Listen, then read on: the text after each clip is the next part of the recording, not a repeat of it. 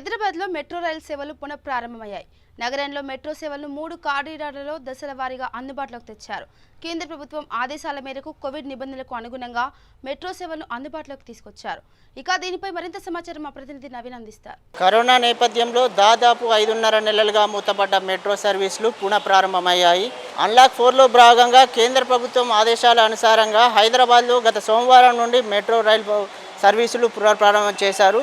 అయితే కోవిడ్ నిబంధనలను పాటిస్తూ మెట్రో రైలు స్టేషన్లో అన్ని రకాల జాగ్రత్తలు తీసుకుంటూ అధికారులు ఏర్పాటు చేశారు.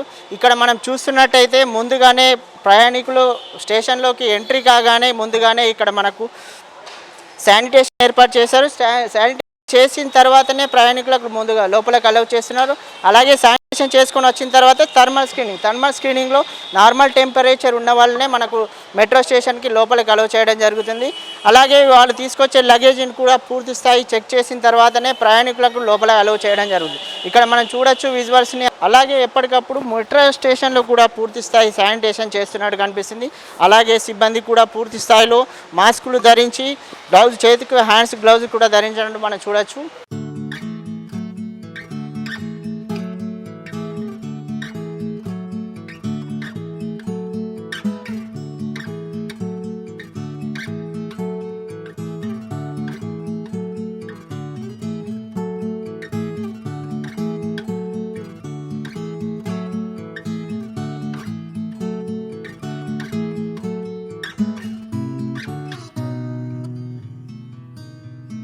మెట్రో రైల్లో ఎలాంటి సౌకర్యాలు ఏర్పాటు చేశారనే దానిపై ఇప్పుడు మనం మెట్రో రైల్లో ప్రయాణించి తెలుసుకుందాం.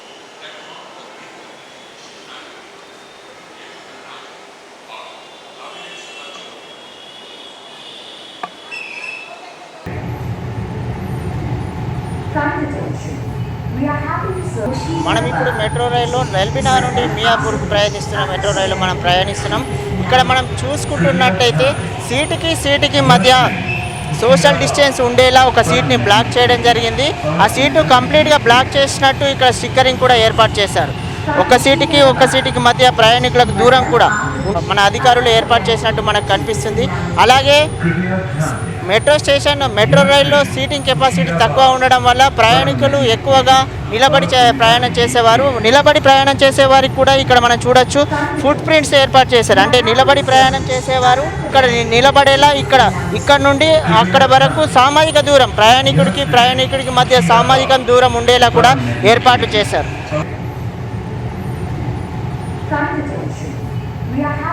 మెట్రో రైల్లో ఎలాంటి జాగ్రత్తలు తీసుకున్న దానిపై మనతో మాట్లాడడానికి ఒక ప్రయాణికులు ఉన్నారు. వారితో మాట్లాడే ప్రయత్నం చేద్దాం. సార్ చెప్పండి, మీరు ఎక్కడి నుండి ఎక్కడి వరకు ప్రయాణం చేస్తారు? సార్ నేను ఇప్పుడు మన ఎల్బీనగర్ నుంచి నాంపల్లి అండి. 20 మినిట్స్లో వచ్చేసాను యాక్చువల్గా. అయితే శానిటేషన్ కూడా బాగుందండి, శానిటైజర్ చేస్తున్నారు మొత్తం. ఇంకోటి ఏంటంటే మన ఫిజికల్ డిస్టెన్స్ గ్యాప్ కూడా ఉందండి. బిసైడ్ కూర్చోకుండా కొంచెం డిస్టెన్స్ కూడా మెయింటైన్ చేస్తున్నారు. నాకైతే పర్లేదండి. చాలామంది కూడా వస్తున్నారు, మామూలుగా పబ్లిక్ కూడా అవేర్నెస్ వస్తుంది. శానిటైజర్ చేస్తున్నారు మామూలుగా. మన టికెట్ దగ్గర కూడా హ్యాండ్ శానిటైజర్, టెంపరేచర్ చెక్ చేస్తున్నారు.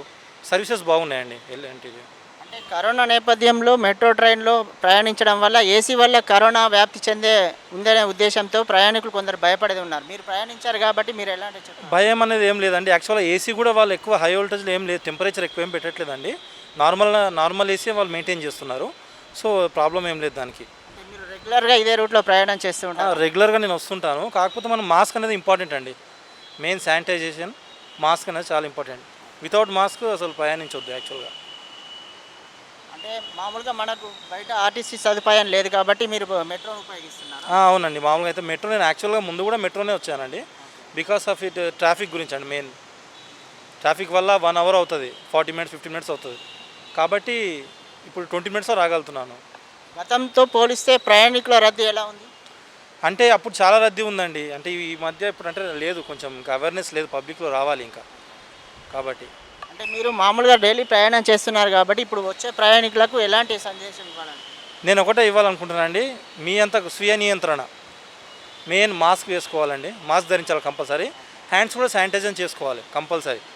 ఈ 2 ఉంటే చాలండి, ఇంకా ఏం అవసరం లేదు. మెట్రో రైల్లో కూడా అంటే ఒక సీట్కి మధ్య గ్యాప్ ఉందండి. ఎస్ ఉందండి. ఒకవేళ నిలబడి ప్రయాణం చేసే వారికి నిలబడే వాళ్ళకి కూడా డిస్టెన్స్ ఉందండి. డిస్టెన్స్ మెయింటైన్ చేస్తున్నారు. ఆల్రెడీ పబ్లిక్లో అవేర్నెస్ వచ్చింది. అధికారులు ఏర్పాటు చేసిన ఫెసిలిటీస్ ఎలా ఉన్న దానిపై మనతో మాట్లాడడానికి ఒక ప్రయాణికులు ఉన్నారు. వారిని అడిగి మరిన్ని విషయాలు తెలుసుకున్నాం. సార్ చెప్పండి, మీరు ఎక్కడి నుండి ఎక్కడి వరకు ప్రయాణం చేస్తారు? ఓకే, నేను చెప్తాను. నేను ఈ విక్టోరియా మెమోరియల్ స్టేషన్ నుంచి బయలుదేరానండి.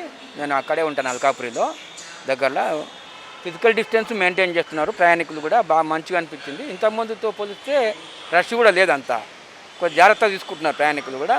అట్లాగే మాస్కులు తప్పనిసరిగా ఉన్నాయి, అందరికి చూశాను. ఎవరు కూడా దగ్గరికి అటాచ్డ్గా ఉన్నట్టు అనిపించలేదు. బోగిలు అన్ని బోగిల్లో చూశాను. నేను అక్కడి నుంచి ఇక్కడ రావడానికి ఇంతకుముందు ఎంత టైం పట్టిందో అంతే టైం పట్టింది. Time is same. ఇంకా ఏర్పాట్లు అంటే వాళ్ళు స్టేషన్లో ఎక్కినప్పుడు కూడా నేను ఖర్చు పట్టుకుంటే మాస్క్ పెట్టుకోవాలండి అన్నారు. వాళ్ళే సప్లై చేసినారు మాస్క్ ఉంటేనే లోపలికి అలౌ చేస్తారు. ఎస్ 5 రూపీస్ తీసుకొని వాళ్ళే ఇచ్చారు మాస్క్. నా ఖర్చు ఉంది, ఖర్చు పెట్టుకుంటున్నప్పుడు వద్దు అది మాస్క్ పెట్టుకుంటారన్నారు. ఓకే అని అది కూడా తీసుకున్నాము. ఏర్పాట్లు మంచిగానే ఉండండి, సాటిస్ఫాక్టరీగానే ఉన్నాయి మాకైతే. మంచిగానే, రషీడ్గా అయితే లేదు కాబట్టి ఇట్ ఈస్ సో యూస్ఫుల్. అంటే ముందుగా స్టేషన్లో థర్మల్ స్క్రీన్ చేసిన తర్వాతనే ప్రయాణికులకు లోపలికి అనుమతి చేస్తున్నారు. ఎస్ ఇప్పుడు నార్మల్ టెంపరేచర్ ఉన్నవారనే లోపలికి allow చేస్తున్నారు. అవునవును, స్టేషన్లకు ఎంటర్ అయిన తర్వాత అన్నీ ఉంటేనే చూసి పంపిస్తున్నాం. అలాగే రైల్లో ఎలాంటి ఏర్పాటు చేశారు అంటే ప్రయాణికుడికి కూర్చునే ముందు ఒక సీట్కి మధ్య గ్యాప్ అలాంటిది ఏమైనా? అంటే అవి ఏం లేవు, అటువంటివి ఏం పెట్టలే. కానీ ప్రయాణికులే కేర్ తీసుకుంటున్నారు. ఒకరికొకరు డిస్టెన్స్ మెయింటైన్ చేసి దూరం దూరం కూర్చుంటున్నారు. మధ్యన మన ట్రాక్స్ పెట్టడం కానీ అట్టపెట్టలు కానీ ఇంకేమన్నా అడ్డు పెట్టడం అటువంటి ఏం లేవు, బ్రేక్స్. కాకపోతే అవే సీట్లలో ప్రయాణికులే వాళ్ళే కేర్ తీసుకుంటున్నారు, దూరం ఉండి కూర్చుంటున్నారు. అర్థం చేసుకొని. కరోనా నేపథ్యంలో మెట్రోలో ప్రయాణించడానికి ప్రయాణికులు ఒక భయం ఉంది. ఎందుకంటే మెట్రోలో ఏసీ అనేది ఉంటుంది కాబట్టి దీనివల్ల కరోనా స్ప్రెడ్ అయ్యే అవకాశం ఉందన్న దీనిపైన మీరు ప్రయాణించారు కాబట్టి ప్రయాణికులకు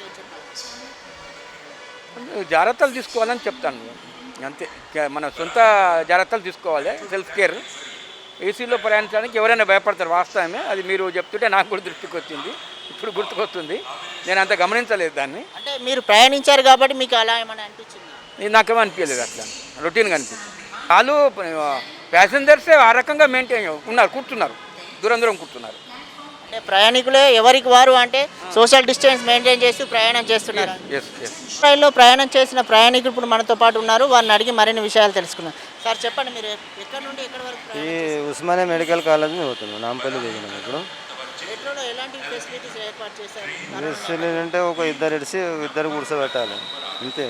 సీటుకి మధ్య గ్యాప్ గ్యాప్ ఉన్నది, ఇద్దరు గ్యాప్ ఉన్నది. నిలబడి కూడా వస్తున్నాము. స్టేషన్లో ఎలాంటి ఏర్పాటు చేశారు? స్టేషన్లు అన్నీ బాగానే ఉన్నాయి, అందరూ బాగుంది. అందరు గతంతో పోలిస్తే ఇప్పుడు కరోనా నేపథ్యంలో చెకింగ్ చేసి ఇడుస్తున్నారు.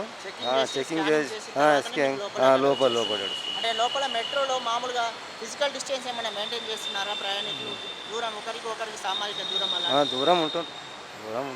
మెట్రో రైల్లో ప్రయాణికులు ప్రయాణించడానికి అధికారులు అన్ని తగినన్ని జాగ్రత్తలు తీసుకున్నట్టు మనకు కనిపిస్తుంది.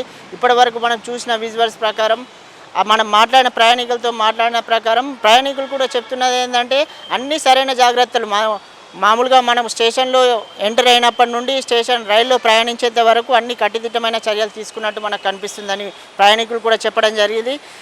అయితే గతంతో పోలిస్తే ప్రయాణికుల సంఖ్య చాలా తగ్గినట్టు మనకు కనిపిస్తుంది. అంటే ఇది మెట్రో స్టార్ట్ అయ్యి వారం రోజులు అవుతున్నప్పటికీ ప్రయాణికుల సంఖ్య మాత్రం క్రమంగా పెరుగుతున్నట్టు కనిపిస్తుంది. మొదటి 2 రోజులు ప్రయాణికుల సంఖ్య తక్కువగా ఉన్నప్పటికీ 2 రోజుల తర్వాత ప్రయాణికుల సంఖ్య పెరిగింది.